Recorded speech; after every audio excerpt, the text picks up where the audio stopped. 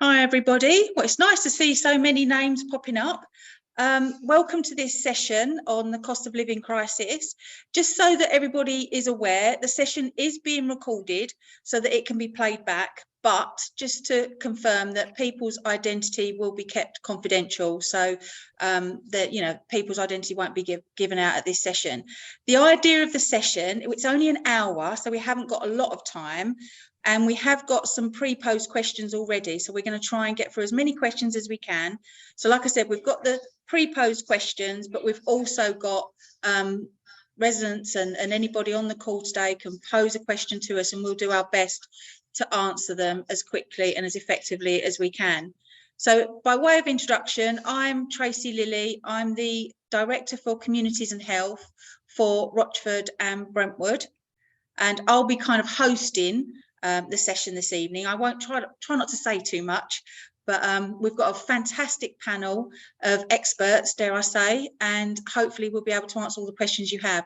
So I'm going to go around the virtual room and get the panel members to introduce themselves as they are on my screen. So Councillor Belton, would you like to introduce yourself? Thank you. So I'm Councillor Danielle Belton. I'm the portfolio holder for Climate and Economy. Thank you very much. Councillor Williams? Thank you, Tracy. I'm Councillor Arthur Williams, portfolio holder for Communities and Health. Thank you. Fabulous, thank you. Kathy? Hi, I'm Kathy Kentish and I'm the Chief Executive for Citizens Advice South Essex. Anne? Thank you. My name's Anne Scott and I'm the Essex Development Manager at the Federation of Small Businesses. And definitely last but not least, Councillor Simon Wootton. Thank you, Tracy. Good evening, everyone. I'm Councillor Simon Wootton, leader of Rochford District Council. Fantastic. But as I said at the beginning of this session, we've had some advanced questions. So I think we'll start with those to give people the kind of time to think of a question they might want to ask and put it in the chat, and we'll, like I said, we'll do our very best to answer as many questions as we can. Our focus today is about responding to the cost of living crisis that we're all experiencing, whether you're a resident, a business, or working for the local authority. We're all in this together. So the first question that we have is quite a long question, but I'll read it out and then I'll hand over to the panel members to answer. So the first question is, so many residents have inefficient heating systems. This also increases climate change due to the unnecessary high level of greenhouse gases from gas central heating boilers. There are many ways to ease the cost of living crisis and keeping the district as low emission zone. How do you propose, I think that should be, that the district remains harmonious between the cost of living and climate change? Now, I think I'll hand over to Councillor Belton to respond to that question. Thanks, Tracy. Yeah, it's quite right. Heating and insulation is a really big one when it comes to reducing fuel costs and obviously helping the climate. At the moment, there are multiple grants available, and they are for social housing residents, for businesses, and also for homeowners and private tenants. So I will share a link in the chat so that people have access to that information. But essentially we have Eco4, which can do everything. It can get you new heating, insulation, solar panels. Sanctuary Housing are working on the social decarbonisation for a lot of their properties in the area, which again is going for that real fuel whole home retrofit to reduce costs for their residents.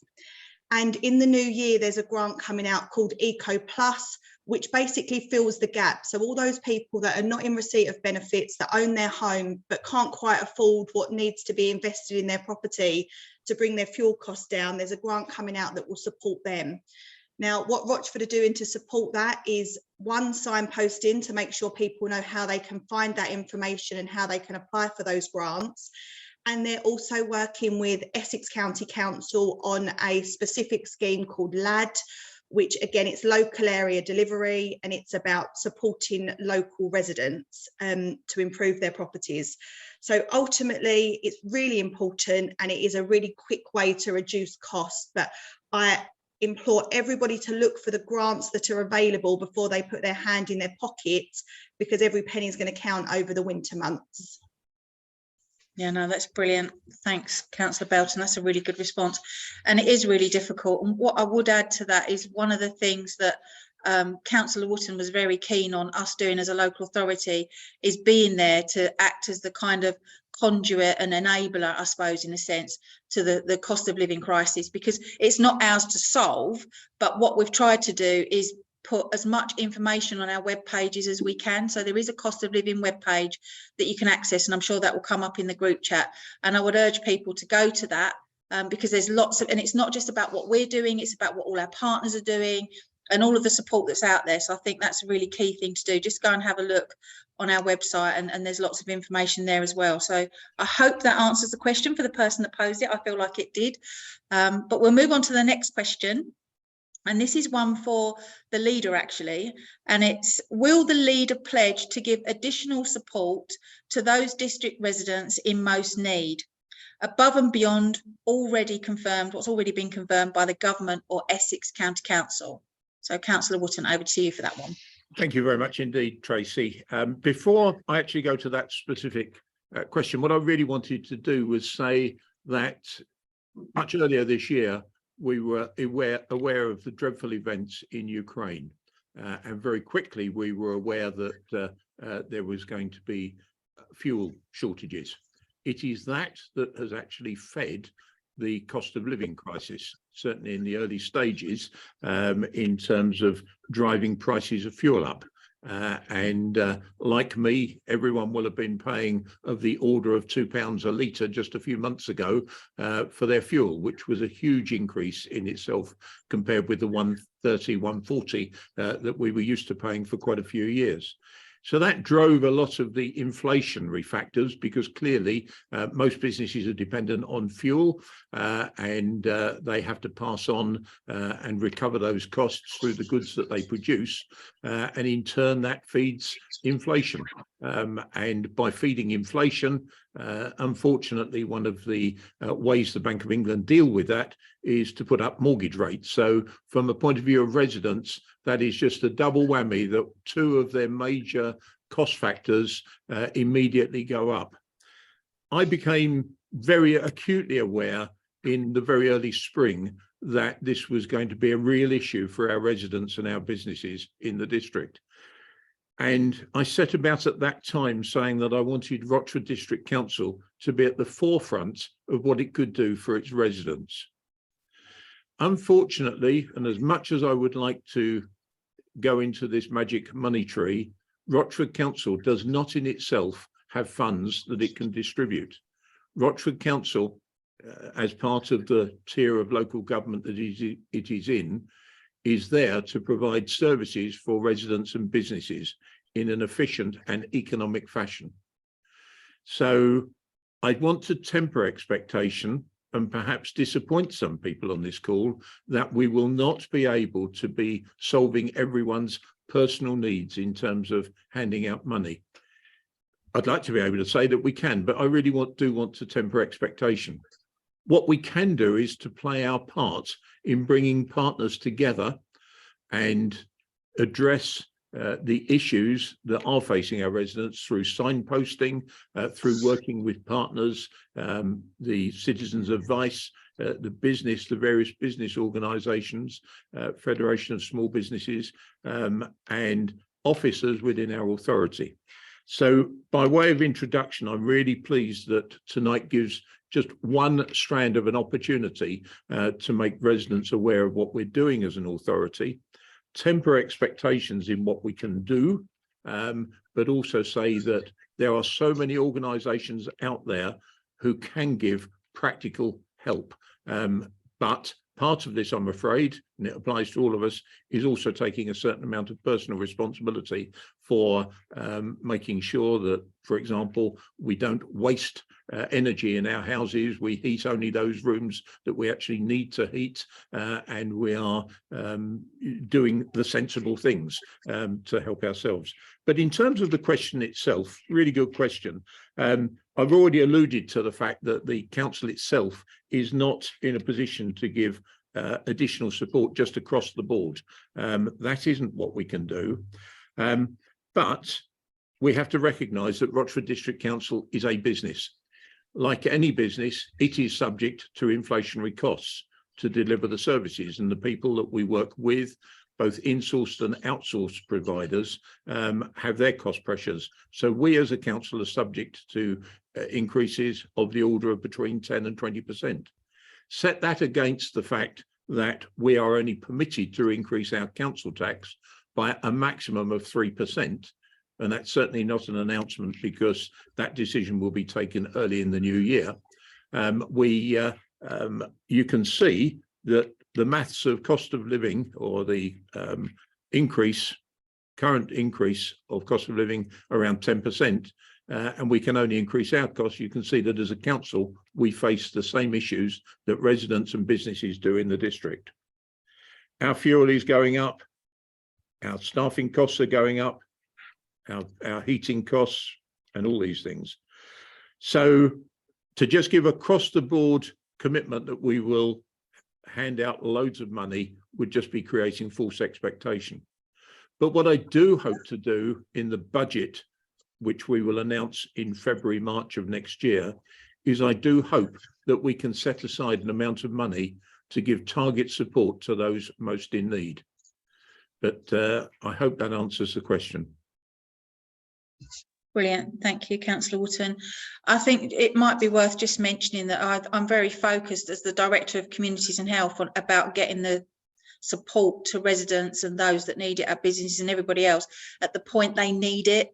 So like I said before, and you'll keep hearing this from me, it's not about what we can do, it's about what we can do to enable that support to happen. And what I've said to people is this brings a whole new group, if you like, of vulnerable people to the table of this cost of living crisis, because there are those that are vulnerable in social housing and on benefits already, but actually people in this room will be vulnerable for the first time in their lives because they won't have experienced money troubles before, and we're all experiencing it, and I'm experiencing it myself. So we do remain focused on getting the support out there, I promise you, and there's lots of things that we're doing.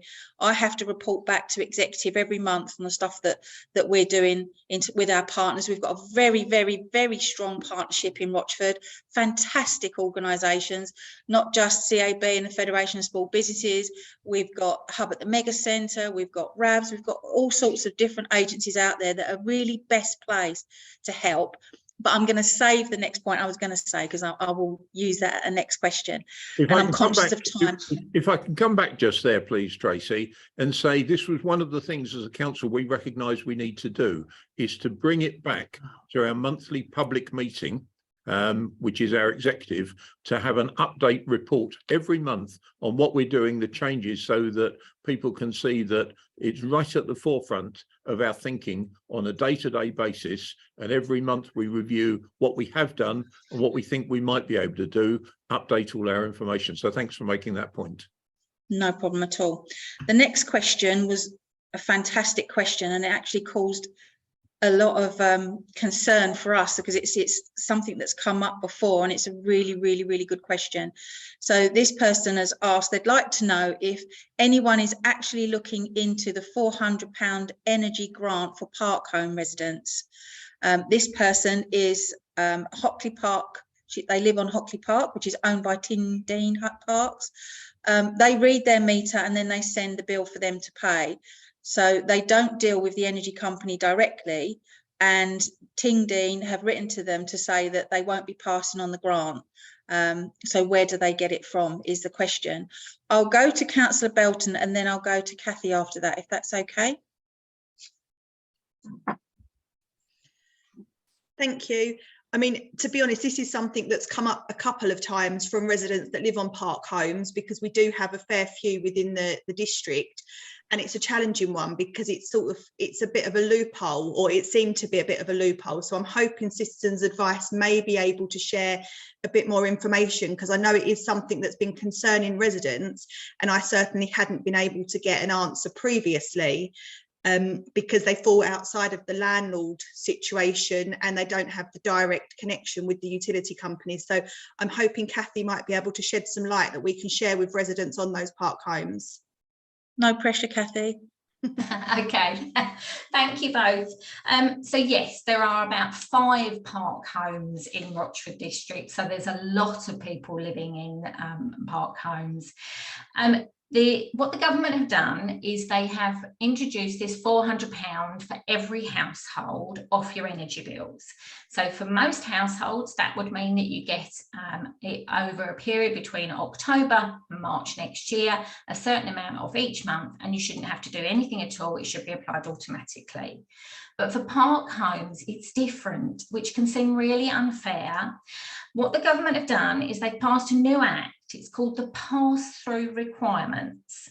And what this in effect means is that intermediaries, so people who own, for example, the park homes site, should pass on the discount, the £400, to the park home residents. But if they choose not to, then they should write to each resident and explain why they're not passing it on. And there can be some reasons why. So once they've done that, if the resident is unhappy with that letter or they don't receive a letter, then there are template letters on gov.uk, and we'll put the link in the chat, that you can use to challenge that and to request that information. If once you've got that information, you're still not happy with either the amount being passed on or there's nothing being passed on, you can challenge it further, but it's a civil matter, it's a civil legal matter. And what that means is that you need to take small claims court action. And of course, that can be quite scary for people. So Citizens Advice is here to help you. If at any point in that process you need support. Small claims court action does come with an initial cost. It's a nominal amount, depends on the amount you're claiming.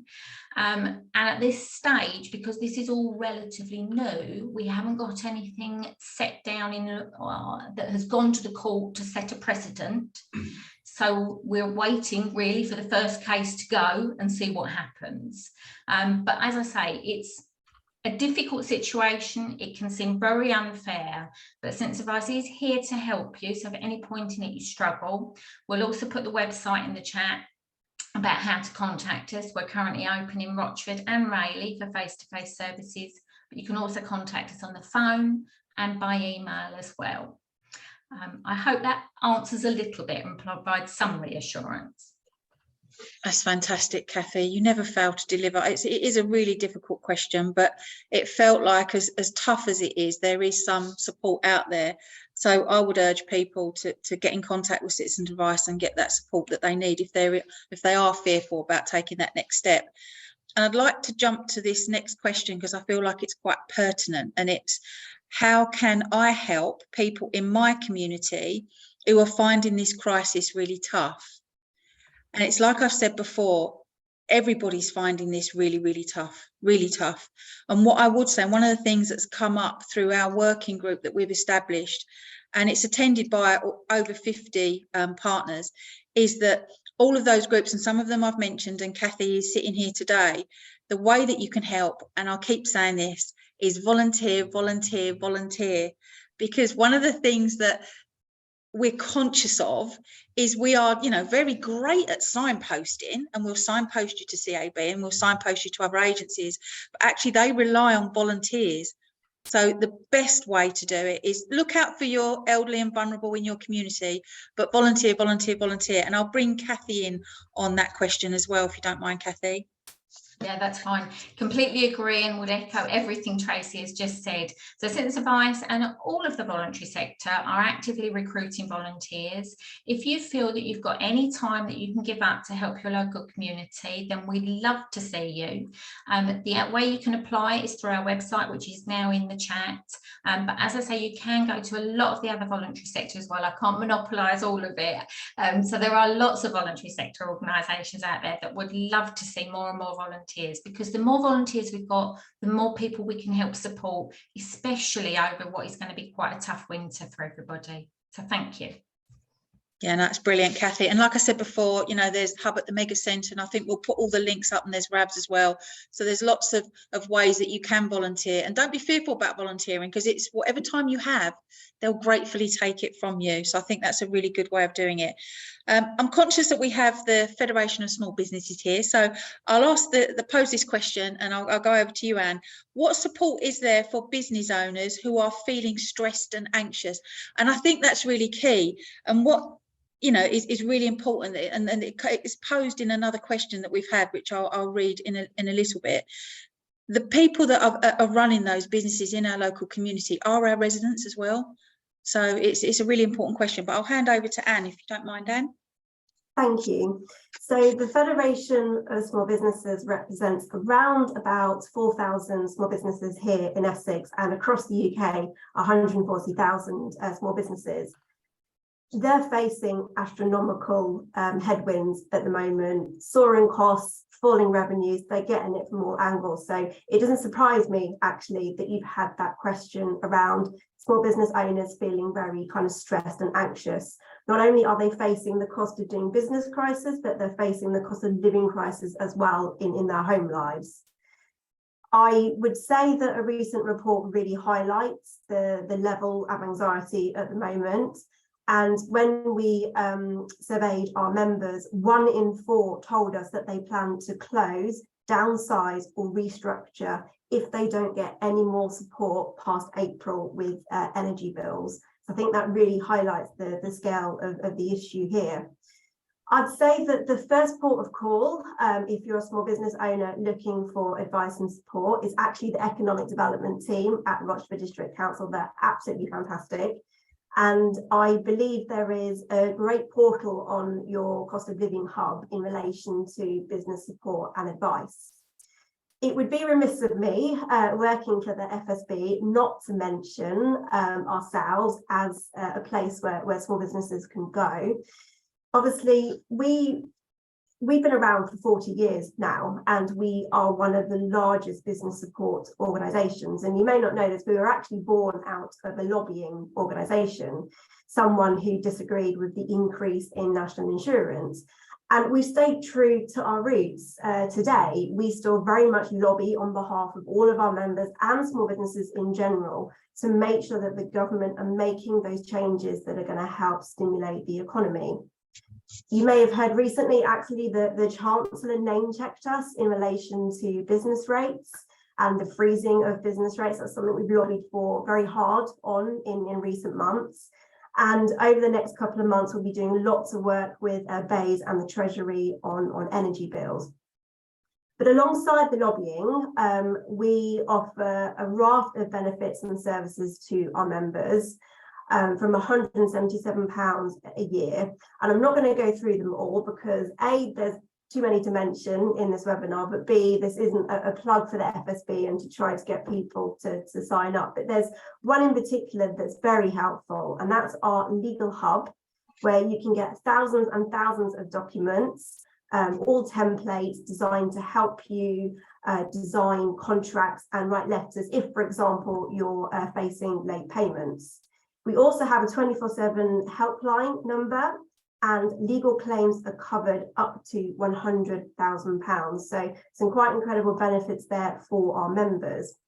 But outside of the membership, we also offer quite an incredible amount of free resources, reports, webinars, and networking sessions. And they're actually available for free for non-members as well as members. So I definitely check out the website. We've got everything on there from sustainability to marketing. It really is a wealth of information.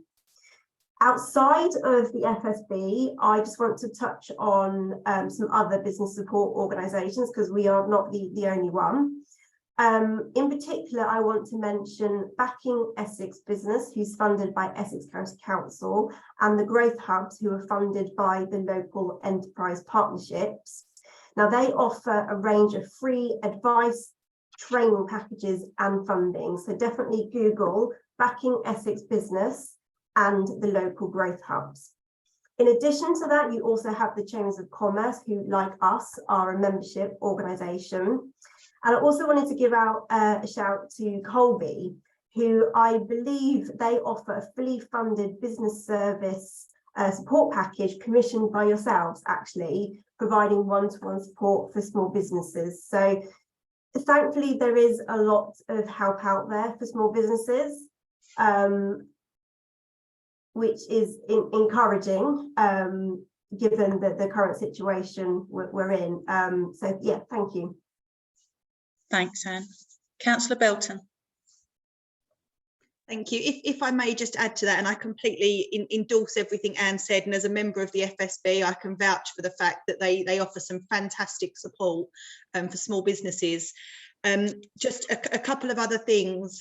The council issue pretty much weekly a Tell Me More bulletin, and it is extremely useful. I urge everybody to sign up, residents and businesses, because you can select the things that are important to you. And it really highlights what's available in the area, and it brings that signposting right to your inbox. So I really encourage people to go on the website and sign up to that. And just as well, from a business point of view, in a very localised way, we're lucky to have the Hockley, Rayleigh and Rochford Chamber of Trades. The three of them work very closely together, the three chambers. But it's a really nice environment for local businesses that work in the exact same area geographically, to talk to each other, to share experiences and to help one another, because sometimes a problem shared is a problem halved, as they say, and that's no different in business than it is in any other sector of life. So I really encourage people to reach out to the chambers, because they're a great group of people and they're very, very local, as well as all the other advice that Anne gave. Perfect, thank you. Trying to spread it across residents, business and everybody else. We'll go to this next question, which is, other than just signposting residents to places for support, what are you actually doing as a district council to help with the cost of living crisis? Not businesses, but residents also. And I'll direct that to Councillor Wootton as leader. Thank you, Tracy. As I alluded to earlier, the council is not in a position, nor should it be in a position, to have vast sums of money to distribute in situations like this. This is not the responsibility of local government at our level. But I would like to remind everyone that there has been a significant level of central funding, notwithstanding what I think is pretty appalling situation affecting park home owners that was alluded to earlier. And incidentally, on that point, I am quite happy as leader of this authority to write a letter to the owners of these park home sites disapproving of the fact that they're not passing this money on to their residents. You know, it's frankly just not good enough. So if I can be another weight to that argument, I'm more than happy to do that, because I think it's pretty appalling. But that's another story. But I think, other than just signposting, I've got to be very careful on that point, because I think what we are doing is huge. We are pulling together partners who want to help, through partners who are on this call tonight, the various faith groups, county council, we're working with government. But I think signposting is hugely, hugely important. So I'm not quite sure what else we are expected to do. I would talk about the warm hubs. We made a provision available a month or two ago for warm hubs, and that enables any organisation to bid for up to £500 from Rochford District Council to provide a warm hub. Warm space for residents. So I would urge any organisation to again go onto our website and have a look at the bidding process for that, because well, that is what we're doing. As I also said earlier, I would like to think that as we get towards our budget, we can look to see whether or not we can target some money towards those people who are hard pressed, but through a means by which we actually get it to people genuinely in hardship. There are a number of hardship schemes at the present time. I was talking to our revenues and benefits people a little earlier today on this very point, to make sure that we make everyone aware of all the schemes that there are already out there, but certainly I would like to do more from Rochford District Council to target those people. But I can say bluntly that there will not be an across the board large sum of money coming to any of us who live in the district. I want it to be targeted and I want it to reach the right places. Thank you, Tracy. Thank you, Councillor Wootton. And it's gone up in the chat that I can see around the hub at the mega centre and everything that they're doing. But I won't say any more because I'm going to hand over to Councillor Williams. Yes, thank you, Tracy. Regarding the warm hubs, this is being sorted by RAVs.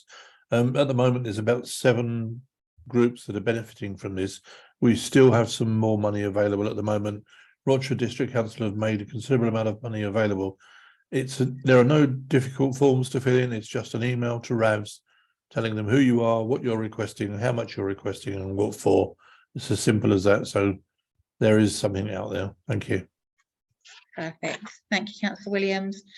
Right, I'll move on to the next question because I'm very conscious of time, so we want to get through as many as possible. And we've touched on the answer to this question already, but it's been posed, so I will raise it. And this is another question to the leader. Will you be raising the council tax as high as possible due to the cost of living crisis and councils may be struggling? And that's over to you, Councillor Wootton. Thank you, Tracy. Yeah, we talked about council tax a fair bit. It is a large bill that comes through many residents' letterboxes around March time. Now, I do want to say that the proportion of council tax that Rochford District Council gets is relatively small because we are the collection authority for Essex County Council, who have the lion's share of council tax, the Police, Fire and Crime Commissioner, who sets a precept for both policing in our county and for fire. The Rochford Council precept is very small. And if I tell you that a 3% increase is equivalent to £7.50 on a band D property, that puts into some sort of perspective the actual amount in cash terms that we're talking about.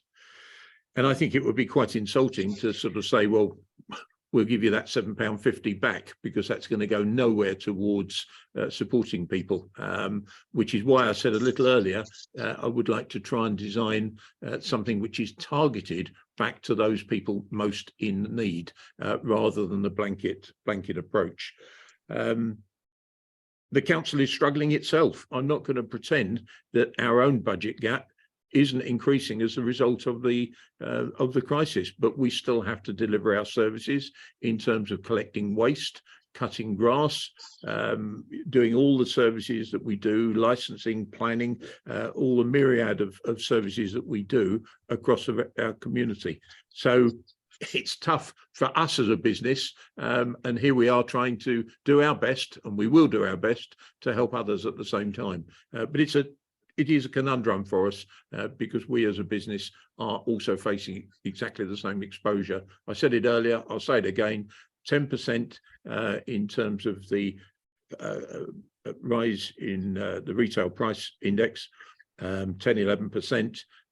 We can increase our charges by a maximum of 3%, but that isn't an announcement about what we will do on council tax. It's merely saying the government has said last week, I believe, that it would permit us to increase council tax by up to 3%. For unitary and county councils, first tier authorities, it's up to 5%, but that includes the social care precept that they have within their authorities. We don't, we're a second tier authority, and up to 3% is what we would be allowed to do, which, as I say, is equivalent to roughly £7.50 for a band D property. Thank you, Tracy. Thank you, Councillor Wootton. I think that answers that question. This was another question that came in, and I have to say, and I know it probably seems odd for those that are in the virtual room because I work for a local authority, it resonated with me massively, and I quickly got on the phone to my mortgage company because my fixed rate ends in June, and I was in a bit of a panic. And one of the things I would say, and I'll read the question out in a minute, it's about the biggest advice I can give you is please, please, please don't bury your head in the sand. Like I said, this is affecting all of us. There is no shame to be had here. There really isn't. And one thing I would say is when I phoned my mortgage company, it said we're experiencing a large volume of calls. So that goes to show that we're all in the same boat and we're all trying to get the information and advice. So this question was it helped me actually, but it's really relevant. And is there any help available for families that are not in receipt of benefits or not classed as having a low income, 2 working parents, heavy childcare costs, and a mortgage increase of more than 50%? I even think it goes, I mean, I'm a single parent household, so, you know, it doesn't matter whether it's single parent or joint, but I think I'll go over to Kathy for that one, because I know you're definitely going to be able to answer this question, and I'm going to make notes. Okay, thank you. Right, okay, it's challenging, isn't it? And there isn't as much, or it doesn't feel as if there's as much out there for you. But we've talked already about the £400 that every household gets. In addition to that, there is the energy price guarantee. So this is where they calculate on an average use the maximum amount that would be paid, and that is worked out on a maximum tariff, which for an average use household, maximum amount would be £2,500 for a year. It'll change next April, but let's worry about that next April. At the moment, it's 2,500. That doesn't mean to say that's the maximum you or I would pay, irrelevant of how often we put the heating on. It is still based on, your charges are based on how much you use. The tariff is what's capped at an average household use of £2,500 per annum. So it's still sensible to save energy costs wherever you can. And if you have a look on the Citizens Advice Essex Warm Homes website, and we'll put the link again in the chat, it's been in there earlier, I've seen it. There are some top tips about energy saving in there for you. In addition, I would always recommend getting a benefit check. You can do that yourself, going online. There are various benefit checkers available. Entitled To is one of them. If you come into Citizens Advice, then we will do a benefit check for you as well, because you'll find that some people, particularly who've got high childcare costs, may be entitled to some support they're not aware of. So it's always worth checking, just in case. And I agree completely with what Tracy said. Don't bury your head in the sand, which I know is easier to say than do, isn't it? But we're here to help. There are lots of organisations out there who can help. The Mega Centre, I've seen they put some information in the chat. They're open there every day to help people as well. So talk to people who are there to support you. We work as a good team of partners, all the statutory and the voluntary sector, and we are here to try and help everybody and anybody. And I think what you're going to find is that the people who've been just about managing before, or just about managing during the pandemic, are perhaps going to be the ones who are coming to the end of perhaps a 2 or a 5-year fixed rate mortgage. And yeah, the costs could go up quite scarily. So that's when you need to be seeking some help, trying to figure out what else is there that you're entitled to, and trying to get as much support as you can. No, that's perfect. Thanks, Kathy. Councillor Belton.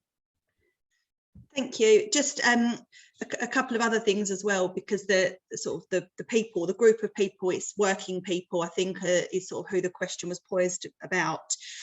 Ask your employers about extra support that's available, because there are childcare support that you can get.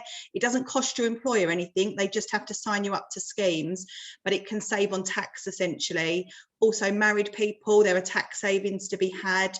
There's lots and lots of schemes out there that exist that none of us know about because we've never had to consider them before. But with my employer hat on, I know that there's lots and lots of things, and they can add up to hundreds of pounds of savings per month, especially when you're paying childcare. So I would urge people to ask their employers. Their employers may not know about the schemes themselves, but they'll certainly have access to finding out about them. So asking the questions, again, it's that problem shared, problem halved, and there's lots and lots of opportunity out there that doesn't cost other people anything. No, that's perfect. And that's actually quite reassuring, because it is really, really difficult. And I'd again mention our webpage. I'm obsessed about the webpage because I'm constantly Googling stuff about the cost of living crisis for my own personal reasons. And literally every time I find something, or the officers find something, we're constantly messaging each other saying, can we make sure this is on the webpage if it's not already? So, you know, we're constantly checking that webpage to make sure that the information is there and it is correct. So please have a look. And any partners that are actually in the virtual room, I say this all the time, have a look, and if we've missed something, or you think something needed to be added to it or amended in any way, let us know. We're not proud, because like I said at the very beginning, I keep saying this is about making sure the information is there. And like we've all said tonight, please, please, please, please don't bury your head in the sand. I think we have a tendency to do that sometimes. I've done it myself in the past, and don't do that. Talk to each other. We're all in the same boat, and we will only get through this together. We saw it through the pandemic, and who would have thought the pandemic hit? I mean, we dealt with that, and now we've got a cost of living crisis. It just keeps giving, doesn't it? But one of the other questions that we've had is around the support for businesses again, and it's, are there any local networks that business owners can tap into for support and information and advice? I know that we've touched on this, but it might be worth mentioning again some of the kind of networks that are out there. And Anne, I'll hand over to you if that's okay. Thank you. So we know that running a small business can be incredibly lonely at times. I think particularly at the moment with the cost of living crisis, it can sort of magnify how people are feeling. And actually our small business index we recently did indicated that our members are feeling even more pessimistic than during the lockdowns about the cost of living crisis. So they really are kind of feeling the pinch at the moment. So as you said, kind of sharing your problems and sharing best practice and experiences can be really quite cathartic and good for well-being and mental health. So we run a series of monthly virtual networking events, actually, which are open to non-members as well as members. And it's a great way to meet other small businesses from across Essex, East of England, and indeed the UK, not just to collaborate and potentially join forces in terms of your business, but sharing best practice, sharing problems. So we have an Essex one, an East of England one, and a Women in Enterprise for the East of England. We've actually finished for 2022. If you go on the FSB website, look at the events calendar, you'll see all the events we've got going on in 2023. We've actually scaled back on our physical events for the very reason that we touched on this evening. You know, it's quite expensive to jump in the car and pay for petrol. So we've recognised that, and we hold a series of online virtual networking events. I also just want to mention very quickly, we have our big networking event on Friday, the 9th of December, and that's open to everyone across the UK. Last year, we had over 1,000 small businesses signed up, and this year there's a chance of winning a Dell laptop, which could come in quite handy, actually. But we're not the only ones who run networking events. I know the Chambers of Commerce do. I'm sure if you go onto Google or Eventbrite, you'll see all the different networking events that are on offer for businesses, large and small. Perfect, thank you. I'm just trying to go back over some of the questions that have been posed in the chat as we've been moving through the session. And one of the interesting questions that's been raised is that this is reaching 24 people, including presenters. And will we have similar question and answer sessions live at other venues? I'm not going to say what venue because it's not really relevant, so that people without internet can partake. One thing I would say about that, it goes back to some of the things that we've raised before, and it's a really good question, and it comes up time and time again about those without internet. And we have what we're developing as a digital campaign. When I say digital, I don't mean it's going to be delivered digitally, but it's around getting a whole suite of information that we can get out there to our residents in the best possible situation. So we've got lots of agencies that we work with already, and we'll be doing lots of drop-in sessions. We're looking at potentially using any venue that we can, where we can have sessions where people can come in and get information and advice and use the internet in those venues. So that's something to look out for on our website. But that particular question was posed to yourself, Councillor Wootton, as leader, in terms of, do you think a live session for people without the internet is something that we would partake in.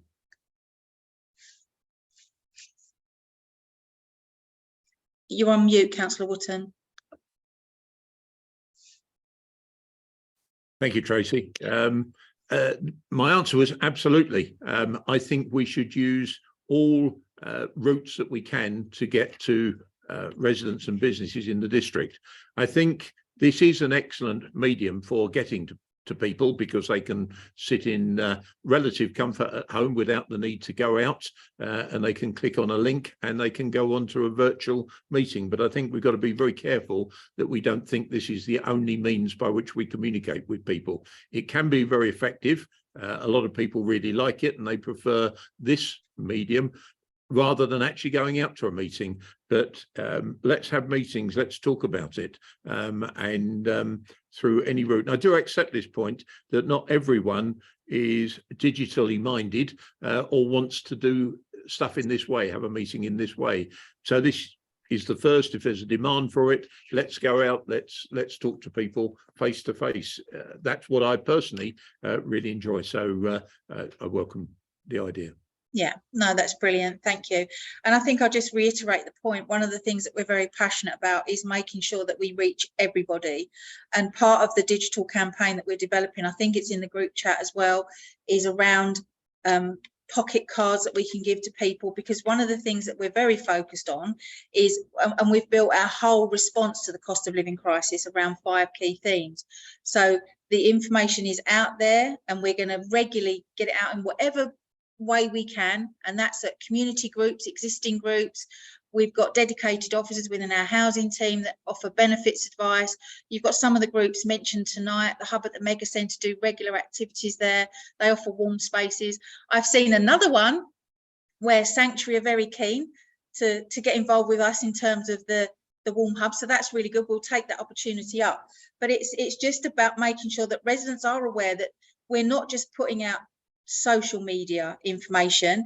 On all of the stuff that we send out, there will be a telephone number that you can call, the website, and there's a QR code as well, so, and an email address, so that we're offering as many ways to communicate with us as possible.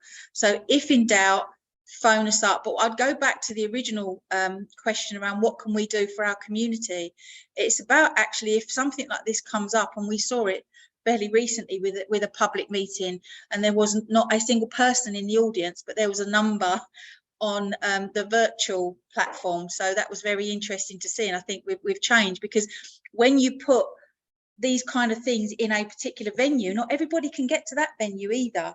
So it's just about having that constant messaging to say that we're there to support.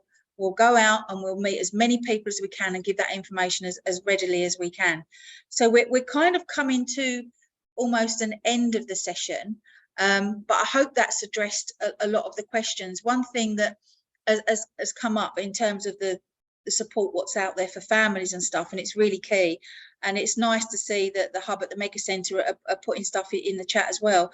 And it's the support for families and children in the holidays. And there's lots of stuff in the holiday period that is for free. So Active Essex offer free holiday clubs, but there's also free school meals and things like that for people. So if in doubt and you're not entirely sure, because I always say this to staff and officers that I work with, if as a member of the public, if you're not in social housing and you can't pay your mortgage, or you can't pay your energy bill, I don't think you'd be phoning the council for that advice. But we have got that information on our website. We are monitoring the calls that we receive, and it's very, very few. People are fairly switched on and supporting each other with the information that they're obtaining. But there is stuff on our website, so please, please, please have a look at it. But I can't see any other questions in the group chat that we haven't already answered, unless anybody's got anything specific that they wanted to raise. I don't have any more questions.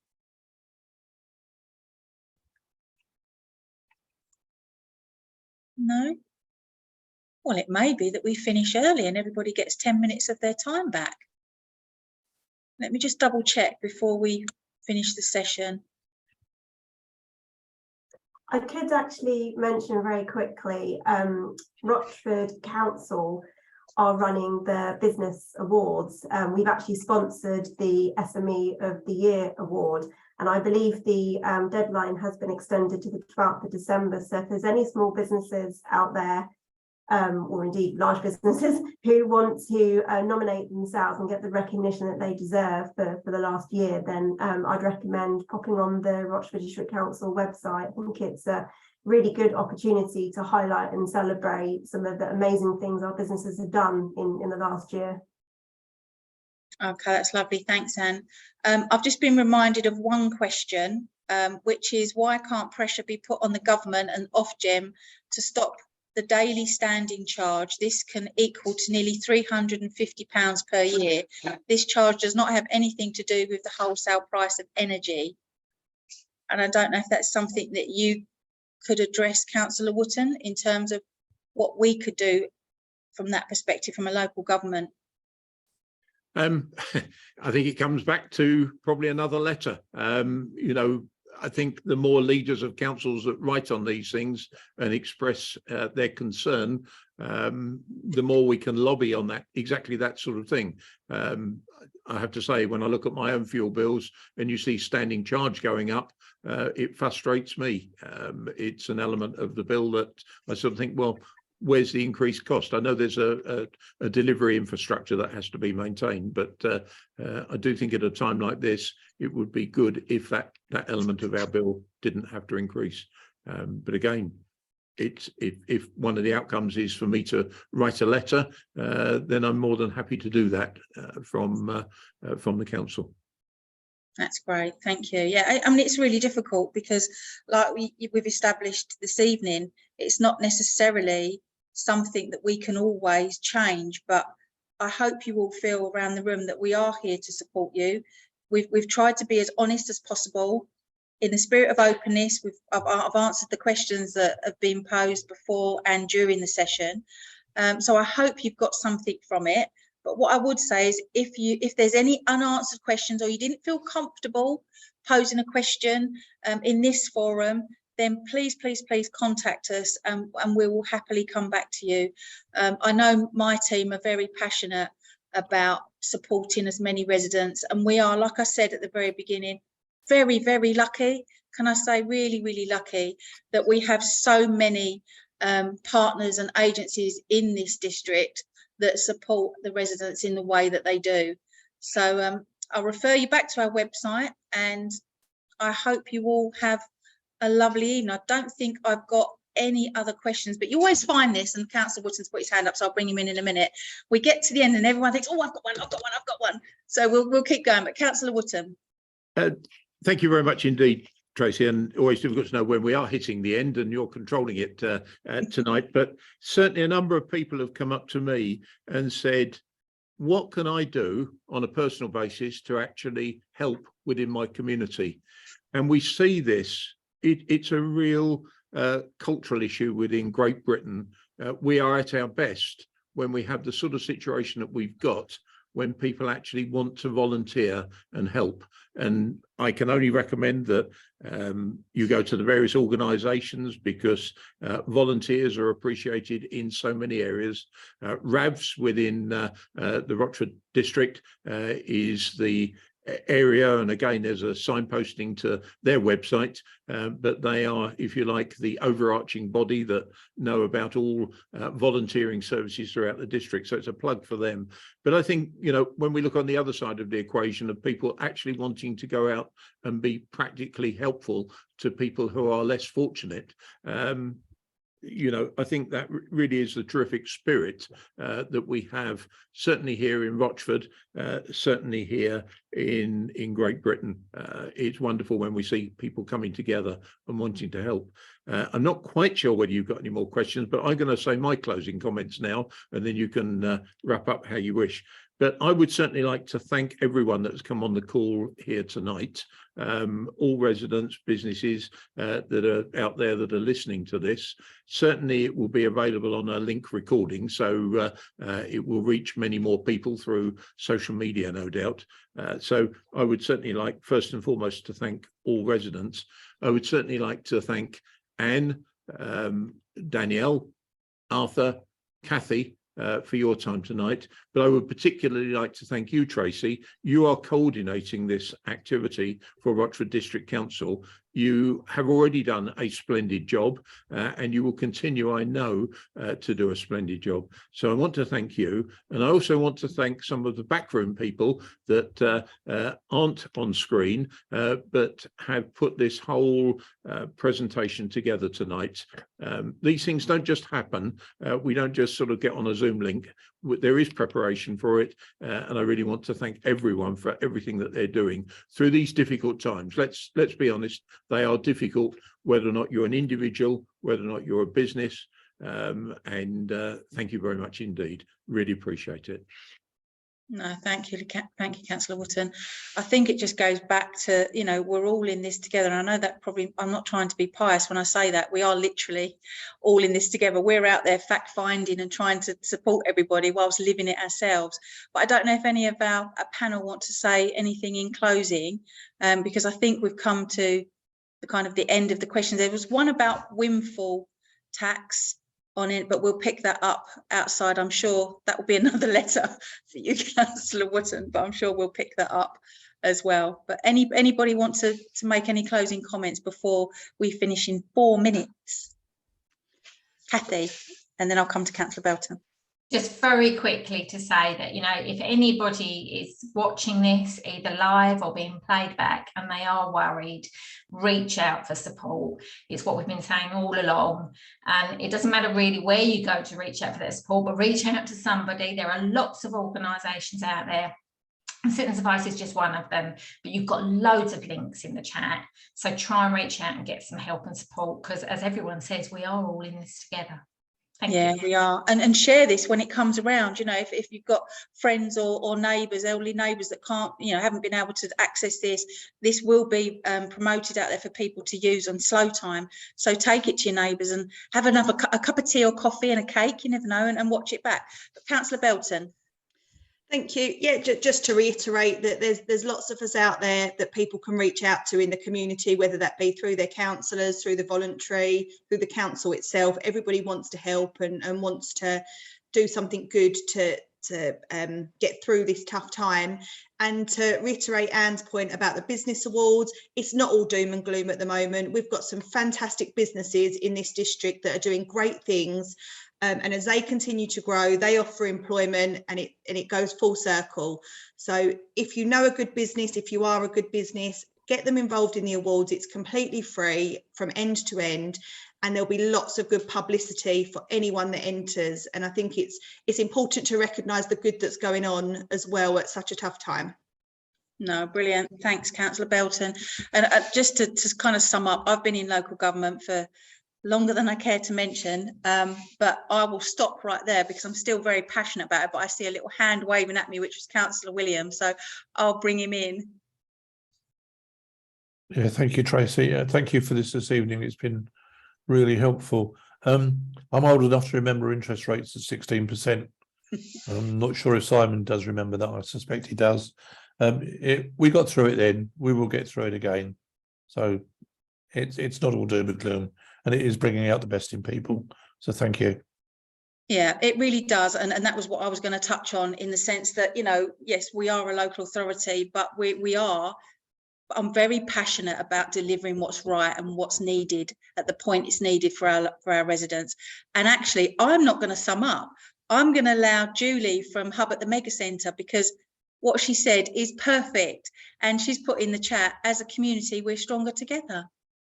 And I think I'll leave it there, because there's nothing more to be said. We are in this together and we will get through it together. So please don't worry about this on your own. We're all there to support each other. So get in contact. But have a wonderful, wonderful evening, whatever you're doing. And have a lovely, lovely Christmas. I get to say it. See, I get to say it now. So yeah, thank you very much for your time. Have a wonderful Christmas. And take care of yourselves and your friends and your neighbours and everybody else. Thank you. Thank you, Tracy. Thank you. Thank you. Thanks. Bye-bye. Bye.